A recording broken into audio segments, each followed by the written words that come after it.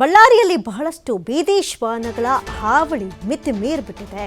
ಬಳ್ಳಾರಿ ನಗರದಲ್ಲಿ ಬೀದಿ ನಾಯಿಗಳ ಉಪಟಳ ಹೆಚ್ಚಾಗ್ಬಿಟ್ಟಿದೆ.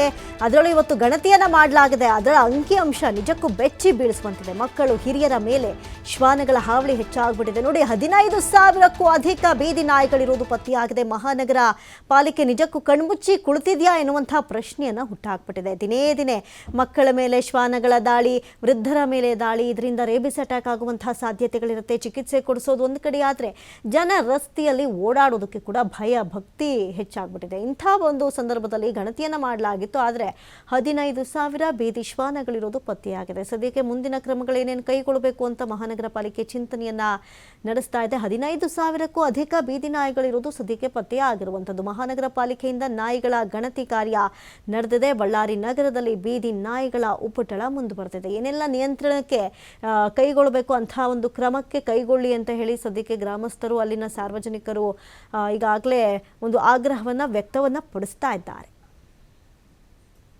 ಪಾಲಿಕೆ ವ್ಯಾಪ್ತಿಯಲ್ಲಿ ನಾವು ಈ ನಾಯಿಗಳ ಬಗ್ಗೆ ಏನು ಕ್ರಮ ತಗೊಂಡಿದ್ವಲ್ಲ, ಆ ಕ್ರಮ ವಿವರ 15,000 ಸುಮಾರು 15,000 ನಾಯಿಗಳನ್ನು ನಾವೇನು ಲೆಕ್ಕ ಮಾಡಿದ್ವಿ.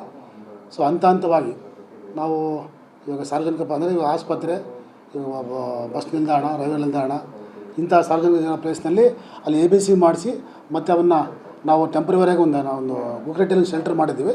ಅದನ್ನೊಂದು ವಾರಾದ್ಯಂತಲ್ಲೇ ಒಂದು 10 ಡೇಸ್ನಲ್ಲಿ ಓಪನ್ ಮಾಡ್ತೀವಿ. ಸೊ ಒಂದು 100-150 ನಾಯಿಗಳಿಗೆ ಅದು ಶೆಲ್ಟರ್ ಮಾಡ್ತಾಯಿದ್ವಿ. ಸೊ ಒಂದು ದೊಡ್ಡ ಗಾತ್ರದ ಒಂದು ನಾಯಿ ಶೆಲ್ಟರ್ನ ಆಲ್ದಳ್ಳಿಯಲ್ಲಿ ಜಿಲ್ಲಾಧಿಕಾರಿಗಳವರು ಮತ್ತು ನಮ್ಮೆಲ್ಲರೂ ಸ್ಥಳ ಆಗಿದೆ. ಅದರಲ್ಲಿ 1 ಕೋಟಿ ರೂಪಾಯಿ ನಮ್ಮ ಉಳಿತಾಯದ ಹಣದಲ್ಲಿ, ನಮ್ಮ ಪಾಲಿಕೆ ಉಳಿತಾಯ ಹಣದಲ್ಲಿ ನಾವು ಕಾಮಗಾರಿ ಕೈಗೊಂಡಿದ್ದೇವೆ. ಟೆಂಡರ್ ಕರಿತಿದ್ವಿ ನಾವು. ಅದು ಒಂದು 6 ಕೋಟಿ ರೂಪಾಯಿ ಯೋಜನೆ. ಸೊ ಬಳ್ಳಾರಿ ಎಲ್ಲ ಒಂದು 15,000-16,000 ನಾಯಿಗಳ ಒಂದು ಶೆಲ್ಟರ್ಗೆ ಆಲ್ದಳ್ಳಿ ಸ್ಥಳನ 10 ಎಕರೆ ಜಾಗದಲ್ಲಿ ಏನು ಮಾಡ್ತಾಯಿದ್ದೀವೋ ಅದು ಒಂದು ಯೋಜನೆ ಟೆಂಡರ್ ಕರಿತಾ ಇದ್ದೀವಿ. ಅದು ಪ್ರಾರಂಭಿಕ ಹಂತವಾಗಿ 1 ಕೋಟಿ ರೂಪಾಯಿ ನಾವು ಅನುದಾನ ನಾವು ಟೆಂಡರ್ ಕರೆದೀವಿ ಇವಾಗ. ಸೊ ಈ ಉದಾಹರಣೆಗೆ ಸಣ್ಣ ಇವಾಗೇನು ಗುಕ್ರೆಟಲ್ಲಿ ಮಾಡಿರೋದನ್ನ ಒಂದು 10 ದಿನದಲ್ಲೇ ಅದು ಓಪನ್ ಆದರೆ ಈ ಏನಿದೆಯಲ್ಲ ಅದೆಲ್ಲ ನಾವು ಅಲ್ಲಿಗೆ ಶಿಫ್ಟ್